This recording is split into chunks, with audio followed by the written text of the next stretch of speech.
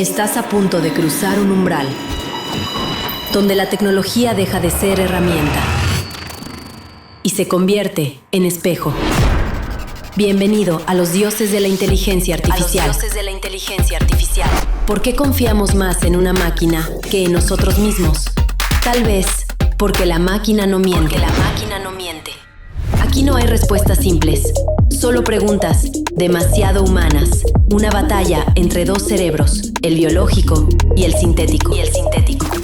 Bienvenidos a los dioses de la inteligencia artificial. Mi nombre es Alberto Cruz, como siempre, acompañado por mi hermano David Uvalle en vivo desde Seattle. ¿Cómo es la vida en Seattle, David? ¿Es tranquila? ¿Es un lugar activo? ¿Es muy de oficinistas? ¿Muy de desarrollo? ¿Cómo es? Primero que nada, un placer como siempre estar contigo, hermano. La vida en Seattle es muy de... Hay mucha gente técnica y también muchos artistas, podría decir. Entonces, pues ya lleva... Le dicen la ciudad del boom y del bust. Boom Bust City, porque de repente viene una industria y hace boom la ciudad. Se crean nuevos negocios, mucha gente viene y de repente esa industria se colapsa y todo el mundo se va. Entonces, por decir, en un tiempo fue la madera muy importante, vino mucha gente y la industria desapareció también. A otro tiempo fue la fiebre del oro. Sí. Vino mucha gente aquí, compraban sus herramientas antes de irse a Alaska y también intentaban aquí minar y también desapareció. La más reciente fue con Boeing. Estaban haciendo muchos aviones para la Segunda Guerra Mundial y poco a poco fue bajando, ¿no? Y así va la ciudad. ¿Y cómo es? Pues ahora estuvimos es por bonita. allá y me tocó ir a unos museos donde explicaban que es una ciudad construida sobre otra ciudad. Sí, muy, muy interesante. Hicieron un primer nivel de ciudad. Hubo un gran incendio y en vez de reconstruir lo que se quemó ahí, construyeron arriba. Lo rellenaron una parte de la ciudad y ahí son dos ciudades. La nueva ciudad está arriba, abajo de la antigua. Eso está así. No, sobre todo porque pues uno Chilangolandia pues le tiene miedo a los temblores, solamente piensas en ese temor, pero ver ciudades, edificios de estos modernos, grandes, construidos sobre los pilotes de madera de lo que fue en algún momento otra ciudad, ¿no? Eso es tremendo, ¿eh? O sea, quizá el único lugar que me había... Voy a hacer whitezican, pero quizá el último lugar que me había llamado mucho la atención respecto a esa infraestructura pues fue en Ámsterdam, ¿no? Que igual, o sea, todo lo que levantaron para ir desviando los ríos y los canales y poder vivir ahí en esta necedad humana de vivir, ¿no? Donde pues a veces el destino nos pone pero no nos deja. Bueno, vamos a iniciar este capítulo en este momento. Los dioses de la inteligencia artificial. Hermano, todo el mundo habla de cómo se rastrea internet, ya hablamos de la información que se queda, pero hay una cosa que llama mucho la atención, que es muchas veces cuando entras a una página aparece un captcha, ¿no? Bueno, o una pruebita. Tienes que escribir algunas letras, algunos números, en algunos casos resolver un pequeño rompecabezas, en otros como los de Google equivocarte 80 veces dónde están las malditas bicicletas, pero todo está borroso, entonces no era bicicleta lo que marcaste. Y todo esto tiene una finalidad, que es comprobar que seas humano. Pero aquí lo importante y lo que incumbe este programa es, ¿por qué no serías un humano entrando a un sitio web, David? Sí, pues hay muchos casos de uso, ¿no? Los más tradicionales es de que la gente escribía programas para automáticamente accesar a estas páginas y obtener el contenido. Normalmente esto lo hacía Yahoo o Google para poder darte el buscador e indexar las páginas y que puedas buscar. Pero pues también, por ejemplo, los sitios de comercio electrónico lo usan para comparar precios, para pelear los precios, ¿no? Si encuentran el mismo producto, no sé, está en 100 pesos en la competencia, pues yo me bajo a 99, ¿no? Para tratar de darte lo más barato. Entonces sí, hay muchos casos de uso más reciente con los modelos de inteligencia artificial. Estos modelos requieren muchísimos datos. Les dicen data hungry o hambrientos de datos. Entonces ese es otro caso de uso, ¿no? Y entonces entra la inteligencia artificial se lleva estos datos, ¿no? O sea, vamos a suponer que aparte no necesariamente, digo, ahorita que hablas de comercio electrónico, o sea, bueno, se puede llevar tu precio porque ya lo responde en la referencia, ¿no? O sea, dice, pues el tenis cuesta 100 pesos en tal sitio de comercio electrónico, pero en realidad van por el resto, o sea, van por de qué color es, qué dicen los usuarios, de qué colores existe, cuándo salió el modelo, o sea, realmente van por toda la información posible. Ahora, aquí es donde entraría en juego otra cosa. Yo, por ejemplo, he visto muchos sitios de pago, ¿no? El periódico Reforma, el New York Times, Bloomberg, que tienen el famoso paywall, que aunque hay muchos plugins, que no vamos a decir cuáles son, pero existen muchos plugins para poder saltarte el paywall, ¿no? Y poder consumir el contenido sin pagar, pues se presume que es un límite para la araña de la inteligencia artificial, ¿no? Bueno, para la gran araña rastreadora. Pues sí es un límite si la araña no paga por una cuenta. Pero imagínate que esta araña tiene su cuenta y pagó. Entonces sea que, puede entrar y... Que una araña bueno, sí, bueno, más bien que el creador de la araña haya hecho que la araña llegue con su... Sí tengo, hace que pueda llevarse... ¡Wow! Así es, sí. Pues eso sería un problemón, ¿no? Porque... Pues es como funcionan muchos de estos plugins que se brincan ese paywall, ¿no? Que te dicen, págame $1, ¿no? Y te dejo pasar a tantos sitios porque lo que hicieron fue la vaquita de... Pues sí, pues de usuarios que les interesa eso. Aquí hay una noticia importante. Estas son las noticias de la semana. Fíjate, Cloudflare, que entiendo que es un sistema antiataque, ¿no? O sea, Cloudflare es como una cosa que se instala en el servidor.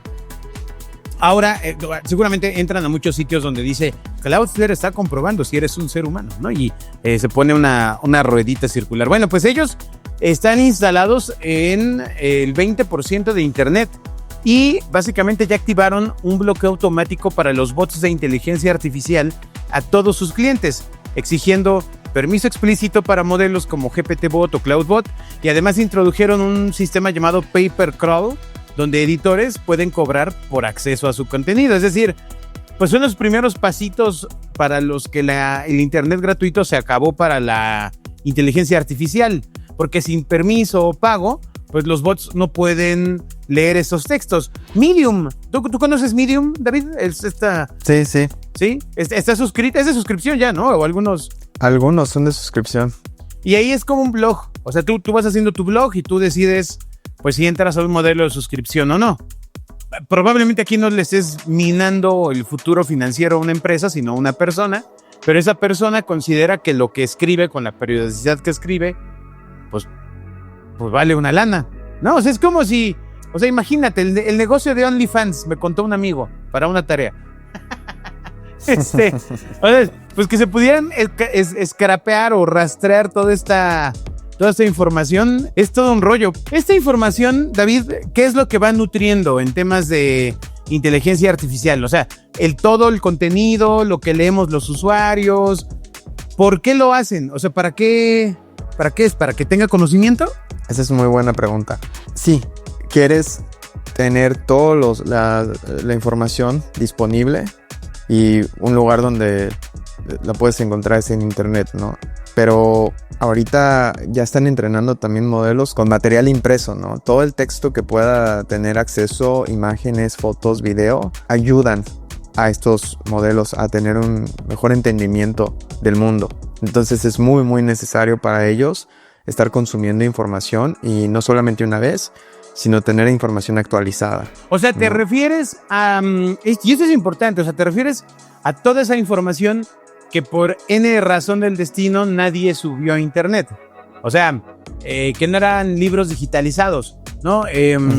Yo sé, ustedes, querida audiencia, son muy jóvenes, pero cuando yo era joven, ¿no? Y todavía no estaba el www tan como está, que pudieran ustedes escribir losdiosesdelaia.com, enter y entrar, pues era una serie de direcciones numéricas. O sea, era 112.14.99.0 diagonal invertida, HDF 3412, y eso era una dirección, digamos, no estaba estéticamente puesta para que pusieran losdiosesdelaia.com, enter, ¿no? Bueno, en esa época, pues fue cuando se empezó a buscar la forma de poder tener toda la información que existía antes en digital.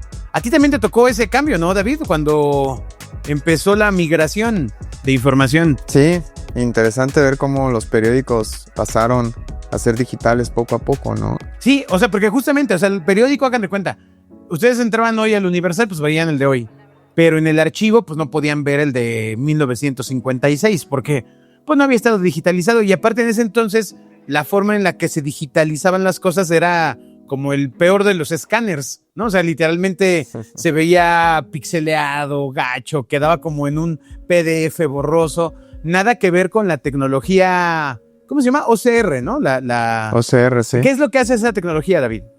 Bueno, usa modelos de inteligencia artificial para poder leer las letras. ¡Wow! Y ya una vez que se identifica la letra, se puede pasar al tipo de computadora, al tipo de letra de computadora. O sea, conviertes una imagen en texto, ¿no? En texto editable. Entonces, así es. O sea, imagínense, o sea, el OCR, yo creo que yo lo he de haber conocido por ahí del 2001, a lo mejor, o el del 99. Y claramente ya llevaba algunos años en el mercado estadounidense, pero ya era un modelo de inteligencia artificial, o sea, ya detectaba las letras. Tú lo entrenabas con letras, ¿no? Sí, muy interesante todo lo que estás diciendo. También en la historia, en el desarrollo de inteligencia artificial, está este trío de investigadores que les llaman de broma la mafia canadiense. Pero uno de ellos, Yann LeCun, que es el director de investigación de inteligencia artificial de Meta, en los 80s trabajó para Correos de Estados Unidos para implementar este sistema que estás diciendo, el de OCR, con sus redes neuronales y leer las cartas, a dónde iban. Porque acuérdate, escribes la carta con tu lápiz y pluma, entonces pasa por una máquina, no sé, la cámara en ese tiempo le toma la foto y el sistema con OCR sabe qué texto tiene, ¿no? De imagen a texto. Y eso fue uno de sus proyectos. Eso ya pasaron 30 años, ¿no? Wow. Y esta persona pues ahorita está de director en Meta. Ajá. De investigación. Y eso también lleva a la forma en la que se detectan las imágenes. Porque chequen, estamos hablando de... O sea, nada más chequen el pedazo de historia que les estamos dando. O sea, estamos hablando de cómo los periódicos se fueron digitalizando.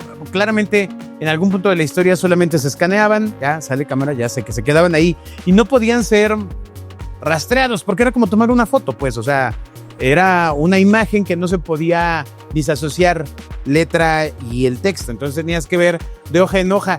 De estos primeros servicios tipo ISU, creo que se llama, ISUU, donde montaban revistas digitales que no era más que literalmente la foto, ¿no? De lo que estaba haciendo. Nada que ver con lo que ustedes han visto ya, muchachos imberbes.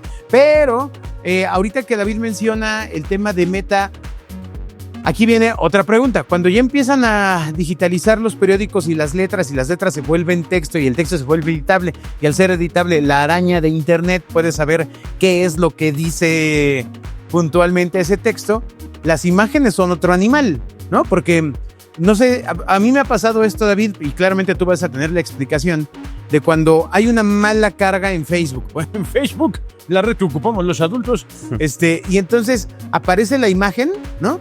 Vamos a suponer que yo estoy con Thor, con mi perrito, ¿no? En una foto. Entonces no carga la imagen, o sea, marca tachecito.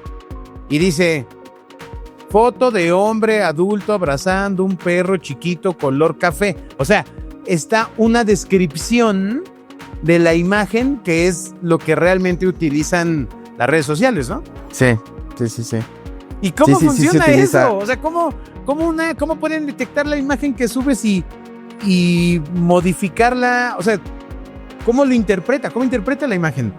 Son redes neuronales. Al final de cuentas, lo que hacen es... Hay redes neuronales para texto, hay redes neuronales para imágenes, para video, para audio. Y en general, estas se llaman convolutional neural networks. El caso más fácil, tú quieres reconocer un gato de un perro, ¿no? Entonces tú le tienes que enseñar muchas fotos a la red neuronal de gato, y lo marcas como positivo, perro negativo, ¿no? Después de entrenarlo por mucho tiempo, la red neuronal va a saber claramente que es un gato de un perro, ¿no? Es una red neuronal experta en reconocer gatos. Ahora, esto escálalo, ¿no? Súbelo. Imagínate que esta red neuronal no sabe solamente gatos, sabe perros, sabe personas, etcétera, etcétera. Tú en tu red social ya has subido suficientes fotos como para que esta red pueda identificar quién eres tú y quién es tu perro. Y ya de ahí también puedo usar la información de texto, hacer el par de imagen, texto, y no solamente puedo identificar si es positivo o negativo, si hay un Alberto o no hay un Alberto, si hay un perro, si hay un toro o no hay un toro. Puedo saber dónde que se llama Alberto, puedo saber que el perrito se llama Thor. Y ahí vienen otras tareas más interesantes, como detección de objetos. No solamente te puedo decir que estás tú en la foto y que estás con Thor, sino qué tienes en la mano. Segmentación de imagen. Potencialmente puedo, si quiero extraer nada más de la foto a Thor, también este modelo de IA puede extraer al perrito y poner todo lo demás blanco. ¡Wow! Eso está tremendo porque me quedé pensando en un par de cosas. Yo me compré los lentes, bueno, no me compré, más bien Pauwis me regaló los lentes de Meta, estos Smart Glasses, que de hecho son la segunda vuelta en mi vida que me toca ver así, porque la primera fue de Google. La primera eran los, no me acuerdo cómo se llamaban, pero eran los lentes inteligentes de Google, que recuerdo perfectamente Google dijo, no, esto se está poniendo muy loco. O sea, de esto hace quizá 11 o 12 años, gente, ¿eh? O sea, Google empezó a avanzar con el tema de los lentes inteligentes, etcétera. Empezaron a hacer públicas algunos ejercicios que tenían para que si venía David, el lente me dijera, es David, no lo saludaste en la última publicación en Google Plus, que era una red social que tenía. O sea, imagínate, en el momento de la historia que te estoy hablando, Google Plus. Y entonces me podía decir, y tu último correo con él fue respecto a unas vacaciones en Seattle, ¿no? Por supuesto estaba esto breaking the law. O sea, estaba fuera o sea, estaban los primeros pasos. Y Google decidió comunicar y decir, híjole, aquí está el SDK, el paquete desarrollador, aquí está cómo dicen los lentes, cuídense, nos hablamos, ¿no? Porque ellos mismos, bueno, aparentemente o mediáticamente, dijeron, este camino se puede poner turbio. Años después llegó Mark Zuckerberg y en esta cosa de empezar a dominar otros mercados sacó estos lentes.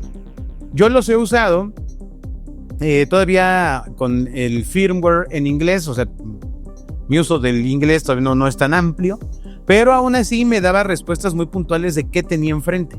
O sea, si yo le ponía y le decía, dime qué tengo enfrente, me podía decir, tienes una computadora, estás hablando con una persona, etcétera. Ya en los términos y condiciones puntuales de estos lentes dice que no te va a reconocer personas. Guiño, guiño. No, porque en realidad a lo mejor no te dice a ti quién es, pero yo creo que sí se llevan algo de información. ¿Tú crees que ¿Qué opinas tú de estos lentes, David? ¿Los has visto? ¿Qué has escuchado de ellos? No los había visto. Tengo algunos amigos que veo que los usan y nada más los vi hasta que tú me enseñaste los tuyos.